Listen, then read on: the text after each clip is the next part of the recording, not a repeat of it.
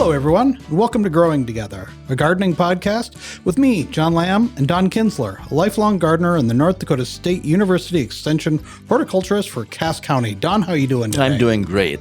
I am enjoying May, even though it's almost done. It's been lush. It has been. Yeah, I'll describe it as being lush. Our lawn is lush because the crunchy brown grass from last summer is vivid in my mind, and so I'm happy for green grass, and flowers are blooming, and I'm happy, very happy. Well, we're happy to have join us in the studio again is our friend and fellow gardener, John Wheeler. John, how are you doing? I'm doing just fine. How are you doing? How's your garden? What shape is your garden in? What shape is your lawn in? And let's start there. Well, the lawn is great. I think I've discussed with you gentlemen before that I lost my elm trees 3 summers ago, and had to. My backyard had gone from half mulch, and I fixed that. I put down some sod and put down some sod during a very dry year, and managed to nurture that to life. And it has been very happy this spring. And I've been busy. I've had a couple of weekends I was gone.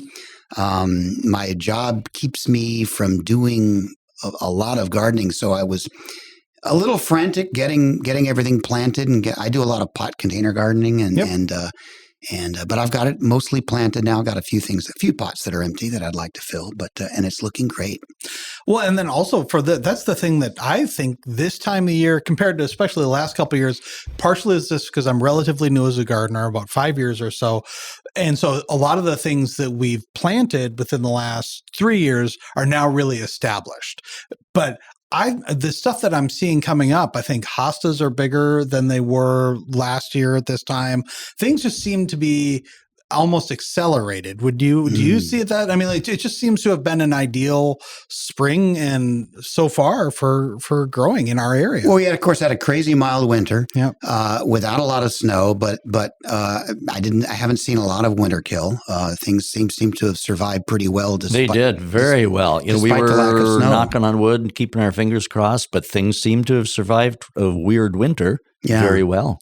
And right about the time that the growing season began, we switched a switch somewhere and went from dry to wet. Yeah. I haven't minded the cool weather. And when I say I haven't minded it, the flowers haven't minded it either. I've noticed the lilac stayed on a little longer. Iris are starting, and they've enjoyed the cooler weather. I think they've enjoyed not having 90-degree windy days in May. Yeah, we have not had any of that.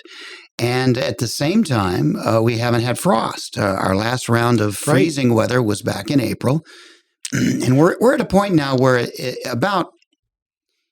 here in Fargo anyway, about 1 in 4 springs, the final frost is in April, and that's a relatively new thing. Because I always enjoy saying I don't trust the month of May for frost, but we didn't have it this year. No, and it looks like, historically there has been frost here as late June, so you never know, but it looks like we're out of the woods there unless we get a very late frost. So the consistent weather in late April and May, not too hot, not too cold, and frequent rain has been ideal for a little bit muddy gardening. Exactly. Yeah, I'm going to tell you guys something. If you won't spread this around, but I don't have our vegetable garden planted yet because I missed a little window of dry opportunity, and I didn't get the vegetable garden in, and it's been too wet ever since.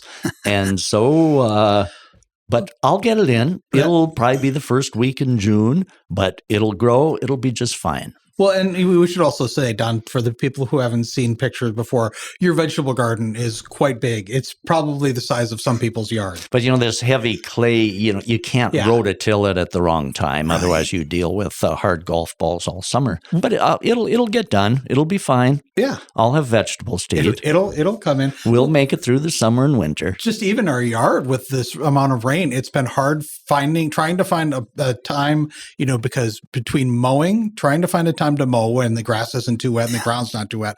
But then also trying to get fertilizer down at a time when, after you mow, so that you're not just fertilizer's not just staying on. And then also now that we're finally getting to nights that are in the 50s, now we can start to seed, but now you're just kind of waiting again. You got to figure out a time when you can mow and then put the seed down after that. So it adds a nice balancing act. Anyone who enjoys gardening watches the weather very closely. Right.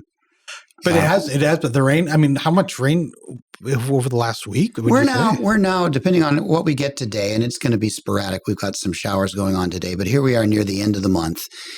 This will be a top 10 rainiest May. So I wouldn't call that unusually wet, but it's been very wet. It's been much wetter than average after a spring that was generally a little drier than average and a peculiar winter that didn't have much snow at all, but did have one very significant ice storm. Yeah. And so it kind of makes tabulating what kind of a winter was it a little difficult. Precipitation-wise, we weren't that dry. We also had the Red River reach flood stage in December, which is unusual. Right.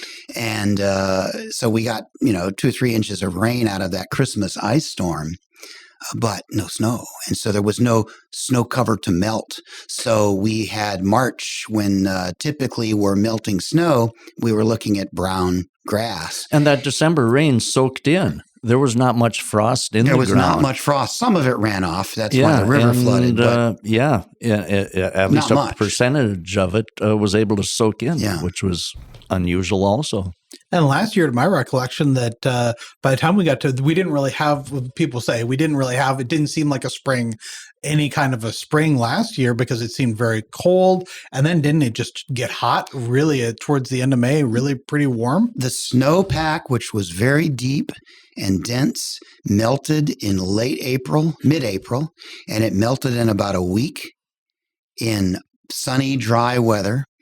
And as I recall, the previous fall had been somewhat dry. There was an ability, there was a capacity in the soil to hold that snow melt. So we didn't have any really serious flooding going a year ago.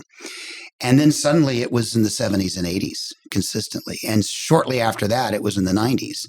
So, yeah, spring lasted about a week last year. Our iris did not like that in June. I just remember they were so beautiful. And then we were having days in the 90s in June and some wind. And iris would have liked 70 and mild.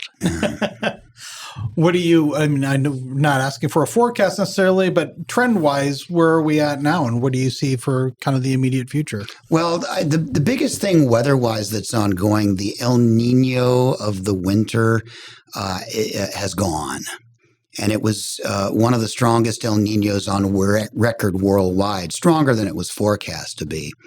And that did have a lot to do with our mild winter. It's not the only reason, but it had a lot to do with it. It is gone now. We are rapidly segueing into La Nina, which basically means a reversal of the wind field and the pressure field across the Pacific Ocean, which that in and of itself doesn't mean anything. But what it does, what El Nino, La Nina, what that circulation cycle does, is it changes the place in the tropical regions of the Pacific where the thunderstorms are clustered. It changes the position of most of the thunderstorms across the vastness of the Pacific Ocean. So if there's 2,000 linear miles of nearly continuous thunderstorm weather, and if that sets up near Indonesia and Australia versus somewhere in the middle of the Pacific Ocean, that's a tremendous amount of energy that impacts the jet stream and impacts worldwide weather patterns. So the shift from El Nino to La Nina is significant.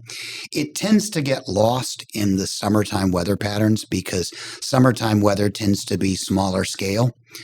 We get our rain from thunderstorms instead of large low-pressure systems, and so it tends to be a little more piecemeal anyway.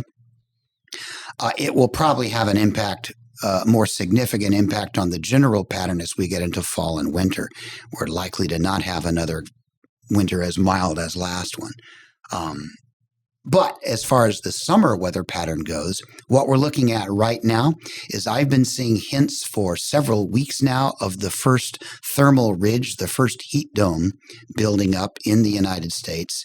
And it looks like it's taking aim on the Rocky Mountain region.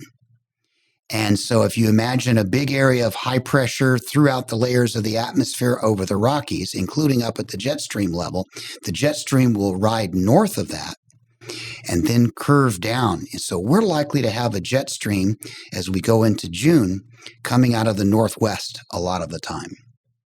And that's a very typical pattern here in late summer. It's not as typical in early summer.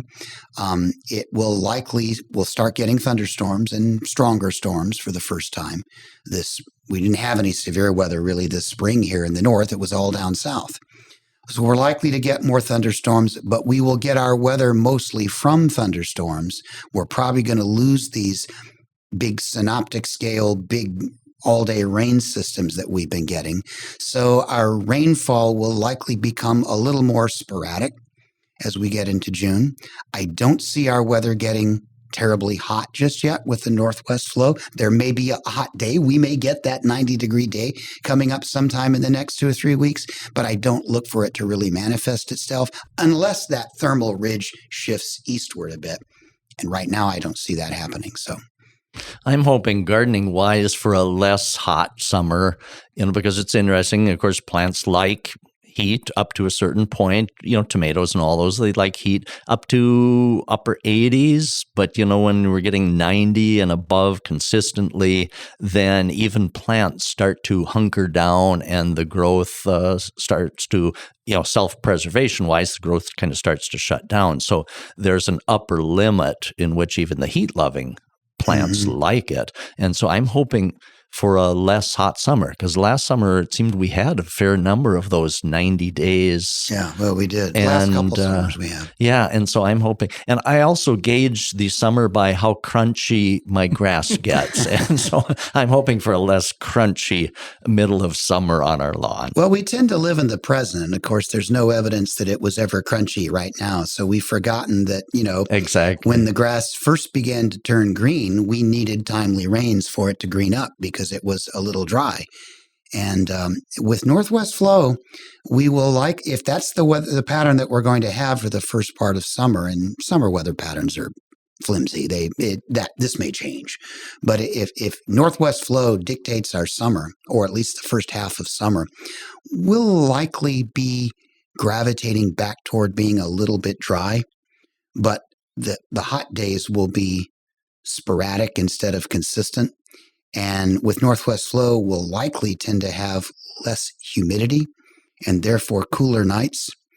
The tomatoes and the cucumbers are not going to like this. They're going to be slow. It's interesting. Certain seasons are wonderful for heat-loving plants, up to a certain point. But tomatoes, peppers, the melons, and your kale and cabbage, things that like it cool, don't do so good those summers. And then when you get the reverse, a cool summer, well, then your kale and cabbage and spinach and lettuce does great, but the tomatoes and peppers kind of whimper a little bit. So it's hard, isn't it, gardening-wise, to get that perfect that makes all the vegetables happy. Yeah, it is. I grew up in the South, and the weather was just a little more consistent there. And you knew that I remember my dad's garden, and he was he had a big garden. It would be planted early. Typically in the South, you would run out. Even the tomatoes would just burn up by August. And sometimes when he was feeling particularly aggressive, we would have a fall garden. Oh, really? A second round of things such as tomatoes? Yeah, of planting. And he would plant some cool-loving plants like collard greens, and collard was the kale of the 1970s, I still love collards, but and we would harvest that in the fall. And, sure, and we can do that with some things like radishes and lettuce and spinach and things, but it sounds like not to the extent that your dad was probably able to do it with that longer season. Right, because this was in central Alabama. We typically wouldn't have frost until sometime around Thanksgiving, so it was a nice long season of a second garden. You mentioned humidity, and of course, I don't do well in humidity because I just have never gotten used to humidity. And so last summer especially, it seemed I felt the humidity, especially in the evenings when a person is trying to be more cool. Humidity, being a television meteorologist up here, humidity is a word that gets people started. And it gets me started. Well, sometimes I'll get a phone call and it'll be, Mr. Wheeler, what are you going to do about this damn humidity? And it's like, well, I don't actually make the weather. I just, it's just terrible. That wasn't me calling, by the way.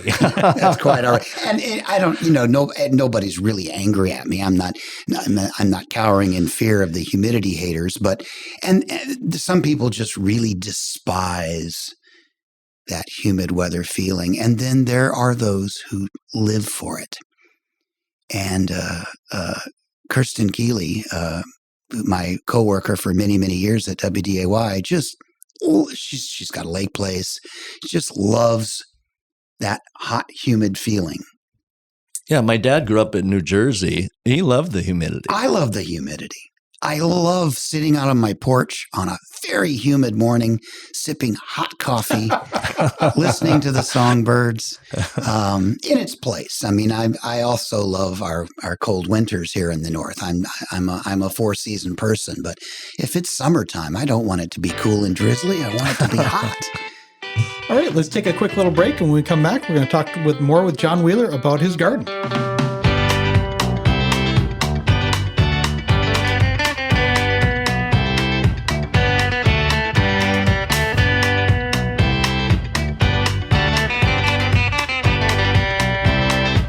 When you can't make it to City Hall or school board meetings, local journalists from Inforum.com will be there to report the facts and get your questions answered. Local news works for you. Stay up to date at Inforum.com. All right, we're back, and we've got John Wheeler with us this week, meteorologist from WDAY. I should have mentioned that off the top of I assume that everybody knows who you are, but yeah, so it's great to have you back. It's good to remind me too. I'm getting old, and sometimes I forget who I am. So. Among other things, though, too, and the reason we've got you on the shows this week is because you're a gardener. And so we talked a little bit. You said that you do a lot of pot and container planting. What have you been putting in? I recall you're a pepper guy too. I do like. I don't grow a huge amount of peppers, but I do grow some cayennes and some jalapenos. I don't like those super hot ghost peppers, but the scorpions. I don't like that. I don't need that. But I do like to. I bottle some pepper sauce every year. Okay. Which is everybody around here likes to make salsa. Salsa's great. I don't mind grocery store salsa. Right. It's fine. But in fact, when people, you got to try my salsa, John. You got to try my salsa, and it's like. Well, all right, it's good. It's almost as good as grocery store, That's mean. But no, fresh sauce is delicious. But I like old-fashioned pepper sauce, which is just you take an old vinegar bottle and you wash your peppers. And I just heat up vinegar and water to boiling, about half vinegar, half water, and fill the old vinegar bottle full of cayenne peppers, preferably red ones. Whole, or do you whole. slice? Okay. And pour the hot mixture in them and seal it up for a few weeks, and instant pepper sauce for the winter. Put it on vegetables and meatloaf and hot dog, whatever you want. It's delicious. And it's not killer hot. It's Tabasco hot. It's hot, but it's not going to harm your stomach. As a Southerner, just going off on a hot sauce divergent, are you a Tabasco guy, or because is it Diamond, or there's one from Louisiana that is a particular one that people who will say that is real Tabasco. Some people are very much against Tabasco. Some people they have their brands down there. I wonder if you have a particular love brand. Tabasco. Okay.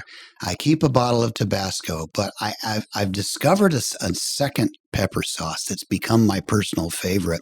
It's called Alabama Sunshine. Okay. And a friend of mine from elementary school in Alabama founded a company a few years ago, and he was making some salad dressing. And he wanted me to sign up for this thing called Bama in a Box. Right. So I signed up for like 3 months, and every month I got a shipment of small business products from the state of Alabama. And it was kind of cute. Got a few. I didn't keep getting the gifts forever, but one of the things that I got was this thing called Alabama Sunshine, and they have a cayenne pepper sauce and they have a jalapeno sauce. They add just a little bit of sugar to it. Oh, nice. And it's not sweet. It's just a little bit, and it softens it. It would cut the acidity a bit. It cuts the acidity a little bit. It's not as hot. Whereas Tabasco, if I'm having a bowl of soup, I'll put in 5 spots, 5 shakes.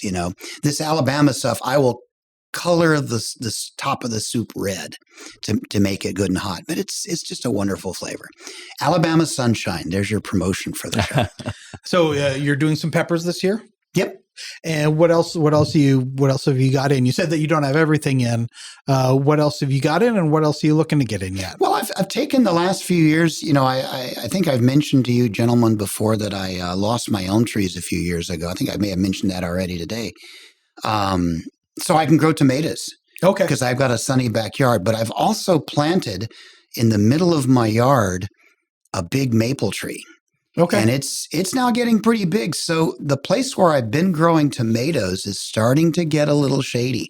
And this may be the last year. But I love to grow heirloom tomatoes. Okay. I just get a kick out of it. And I love the flavor.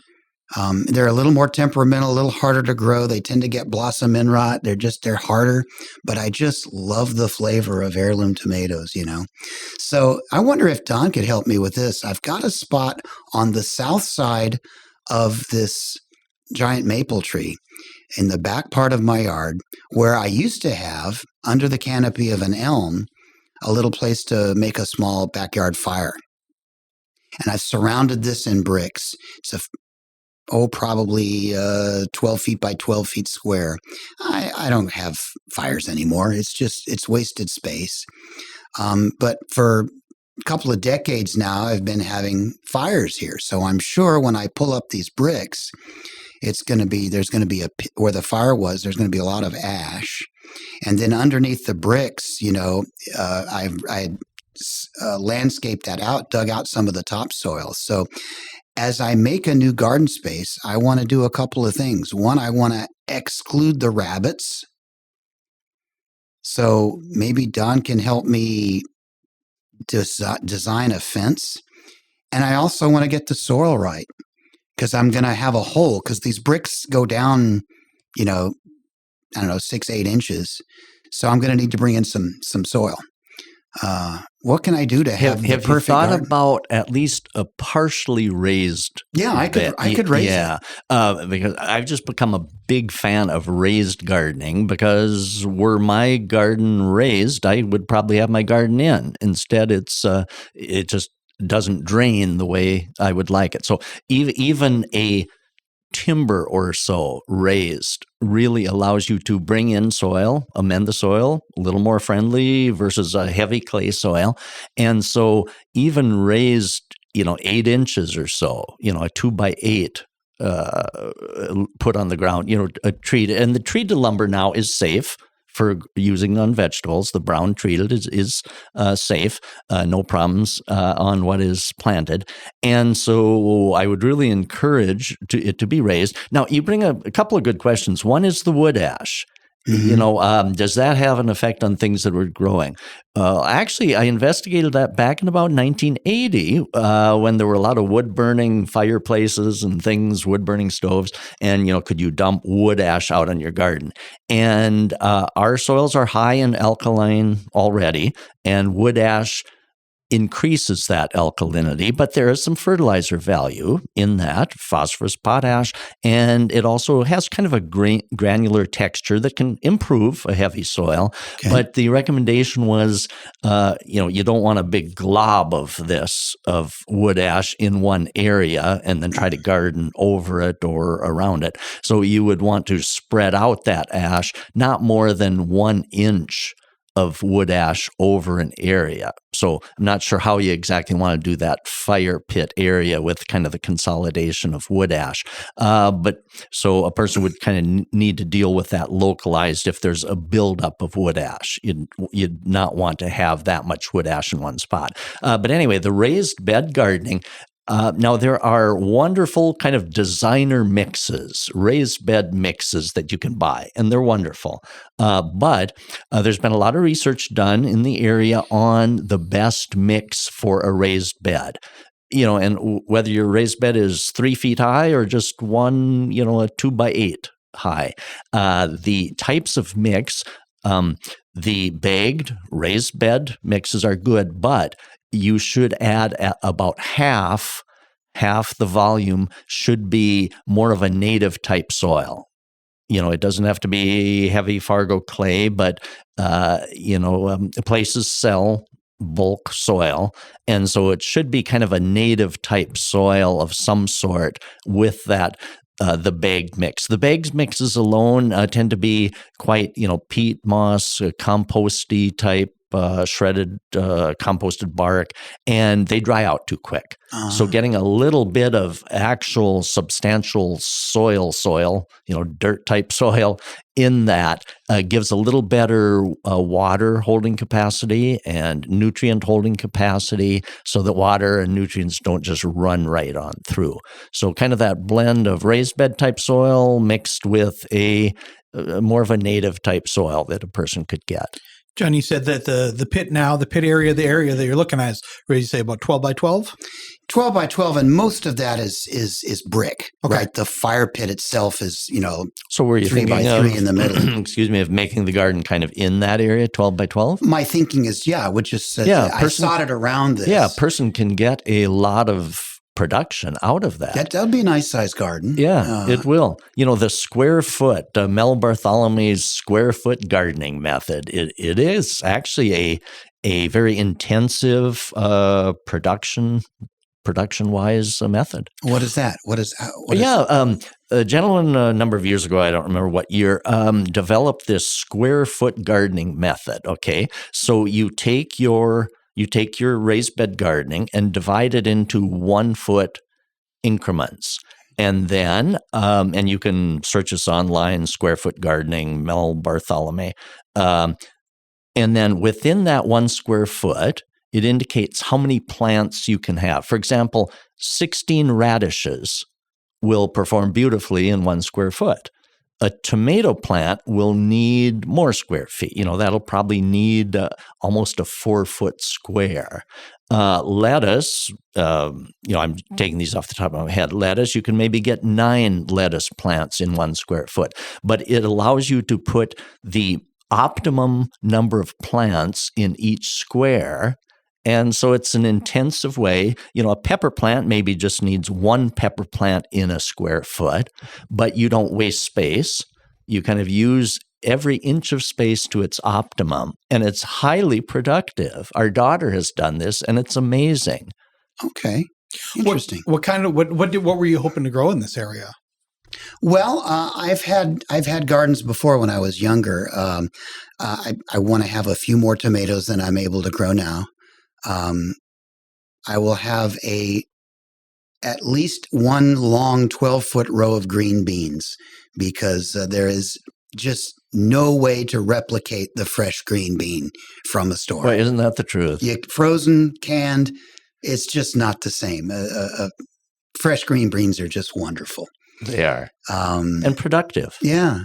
I would like to grow some greens, some kale or some collards, maybe both. See, so in cucumbers that and square peppers. foot method, you see, you probably only need 1 foot for string beans. So you could run that whole row 12 feet, take 1 square foot, but 12 of those in succession and have your 12-foot row. Yeah, okay. That would work. Things I've grown in the past when I had garden spaces, potatoes are fun. The beetles are a problem around here, those potato beetles. Yes, and Colorado potato beetle has become resistant to most of the commonly used garden insecticides except spinosad, which is also an organic product. Oh. And yes, spinosad.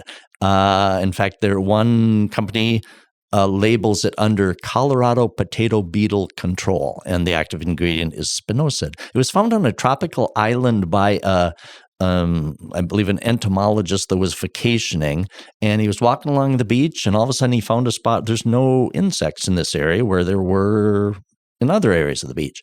And he investigated, and there was an old rum distillery there.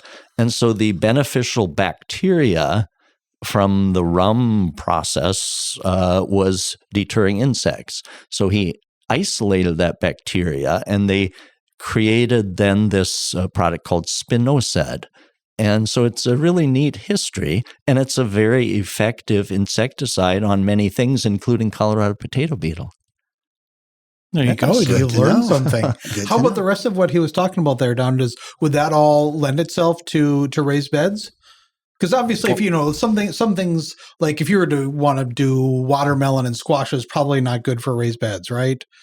Oh, it could be, yeah. Okay. Could certainly be, and of course they're kind of space hogs. Yeah, but the things that he did mention, those all seem good for raised bed. Yes, and again, I might even put in a section of raised beds because with more of a designer type soil, the carrots you produce, you can actually dig them without the half of it breaking out below the heavy clay. Yeah. And so there's a lot to be said. I can see why, especially maybe smaller yards can intensively garden in a raised bed. And there's a lot to be said about raised gardening. What do you think about that, John? I'm just thinking about carrots because I hadn't thought about that. But the carrot is another vegetable that just does not compare. A fresh carrot out of the ground has so much more flavor than a grocery store carrot. It really does. And if you don't know, you don't know. But if you know, you know. A fresh carrot is a wonderful thing. And even that square foot method tells how many carrots will grow in 1 square foot for its optimum. All right. I will do this. Not this year. I think what I'll probably do, because I've got a busy summer ahead of me right now, but I'll probably be building this next year. So I may not have this garden to go for another couple of years, but this is a long-term project. What do you think about railroad ties? Is the creosote harmful? Creosote is harmful. So I should not use old that? railroad ties are not recommended because the Good creosote is suspect for leaching out into the soil and causing possible toxicity with vegetables. So railroad ties are not recommended. Okay. Yeah. But instead, there are good landscape timbers treated. Again, the current products are safe for vegetable use. They don't leach in and cause problems. When you were talking about wanting to do a raised bed for carrot, how high of a raised bed would you do for some things? Because you said raised bed could just be right off the ground. Yeah, I might start doing some of this. I would probably use a 2x12. If I was just going to go one board high, I would do at least a 2x12 probably of treated. Then it's not going to rot. Yep. And it'll be substantial enough that it'll kind of hold in place, be able to be staked in place. And so I've got these bricks. They were somebody, bricks would work. A friend of mine landscape bricks. Well, a friend of mine had these. They were changing their landscaping, so I got these bricks free. So I laid them out to build this fire pit area. So I've got these bricks which I could use under the ground to keep the rabbits out. Because if you just lay them on the ground, rabbits will burrow underneath that. And how far down should I go? 6 inches, 12 inches? To make a rabbit proof? To make it rabbit proof. In most cases, like if a fence, a person should set the fence down in, because otherwise they'll just tunnel under. Usually they don't recommend more than needing maybe 2-3 inches. Okay, so maybe one layer of these one layer of the landscape brick bricks should will do be it. good enough Yeah. to keep those rabbits out. What would you do for a fence, do you think, and for like a material for around it to keep them out? What would you do? Just like chicken wire? It's going to have to be hardware cloth or something like that to keep the critters out. And we've always had dogs. Emily and I have always had a dog. So our dog right now is pretty old. I don't want to be morbid about it, but I suspect there'll be a puppy in the next few years. So it'll have to be leap proof. Yeah. So it'll need to be at least 2 or 3 feet high, I guess, just to keep the animals out and the vegetables in. Some people even create their raised bed gardening high, with the walls itself high, up to maybe 3 feet, so that when you go to pick your string beans, they're at about waist level. But I mean, then that takes a lot of soil, or they have to put something underneath. So, but I can picture picking string beans at waist level. I'm just thinking off the top of my head. You tell me how this sounds. I'm thinking of, I circumnavigate this thing with one layer of these paver stones. And then if I were to set a 2x12 on that, and so I'm filling this with 12 inches of soil plus whatever the bricks leave. So 18 inches, that's a lot of dirt. So I'm going to need a truck to haul that dirt in. And then if I build a hardware cloth fence above that up, and put a gate on it somewhere. Perfect. How does that sound to you? Perfect. Absolutely perfect. All right. I love it. That'll work. That'll be my summer project next year in the garden. And one question that I after. get frequently, it's maybe not your case because you've got a fire pit below and not grass underneath, but a common question is, when making a raised garden, what do you do with the grass on which you're going to create this raised garden? And one of the easiest things is just to overlap cardboard on that grass, because that'll quickly kill it. And, if you just put the soil itself, grass has a way of kind of always working itself up unless the soil's really deep. But a layer of cardboard will disintegrate over a couple of seasons. That'll be just fine. It'll be good mulch. In the meantime, it just killed the grass. Okay. So any areas that you might have grass underneath, cardboard overlapped is just a really good element. So you've got this summer to do some planning. I'll plan this summer and build it next summer, and then plant it the spring after that. That sounds perfect. That sounds good. And you've got flowers in containers too, I know that you do. Yeah. Do you have those done yet? Yep. Yeah, they're mostly set. I've got a few empty containers yet. I like to mix and match. I've become a big fan of, I'm probably going to pronounce it wrong, Don. You'll have to help. Calcavecchia, something like that. What is it? What am I getting at? Well, I'm a little slow on the uptake. It's a little... It's a beautiful flower. You do have to deadhead them, but I find that they come in every color of the rainbow, is it produce flowers? Produce flowers all summer long. Yeah, that's it. Yeah, Calibrachoa. Million Bells, Calibrachoa. Yeah, Yep. and you have beautiful. to. There's something therapeutic I've found. My mom taught me this. Something therapeutic about deadheading. Isn't that the truth? Yeah. Those flowers. Go out every day and pinch the old blossoms. Boy, and does it work? Blooming. Yeah, it works to keep them blooming. And it's just nice to be outside it takes 15, 20 minutes. And to some get of through those them all. things like that, tasks like that, allow you to slow down, while you're doing it. Yeah. They give you a purpose to be there and enjoy. And so that's why I don't even mind weeding, in the right proportion, because it's getting you there to slow down. You're accomplishing something, and in the meantime, you're enjoying everything around it. Yeah. Well, it's been great to have you with John. This has been a lot of fun to talk to you again and to hear both from the meteorological situation where we are now. But then also, I loved your questions too about it's always been fun to plan out gardens and for having kind of a long range goal you have with your soon to be new garden space in the backyard. And it's always so great too, because, talking about how losing elm trees, gaining a maple tree, how yards can evolve really. Yeah. And especially if you want to keep that element of trees in the yard, how that really does change what you do. We started off with a big crab apple in front of the house, and it was just surrounded by snow on the mountain that they liked as a landscape. Well, after we saw the crab apple was splitting, we had to cut that down. We realized our whole shade garden there in the front had to change in a hurry. So yeah, things change. But it's always kind of, those are fun projects to figure out. And so much dependent on the weather. All dependent on the weather. Well, John, thanks a lot for coming by. Yes, it's been fun. Thank you, Thanks John. for having Been me. great visiting with you. And Don, if people have questions for you about doing raised beds, how to create a new garden, or anything like that, what's the best way to reach you? Send me an email. Photos are always great too. Donald.Kinsler, spelled Kinzler @ndsu.edu. All right. Well, thanks a lot. Have a great week, everyone.